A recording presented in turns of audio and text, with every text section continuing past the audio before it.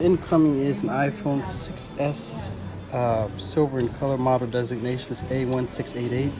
The incoming charge current is 1.50 amperes. It's a boost mobile device with 2 out of 4 bars of reception. Power button does work, home button does work, touch ID does work, volume down, volume up button works, volume rocker works as well. There's a little bit of fragmentation lower right hand corner. The fractures extend across the whole entire area of the phone, but it's a little bit more pronounced in the lower region. Actually, battery reception's gone up to about 3 bars. Rear camera doesn't appear to be cracked. SIM card tray is present, and the touch digitizer is still functional. Doesn't look like the device has been serviced or repaired before.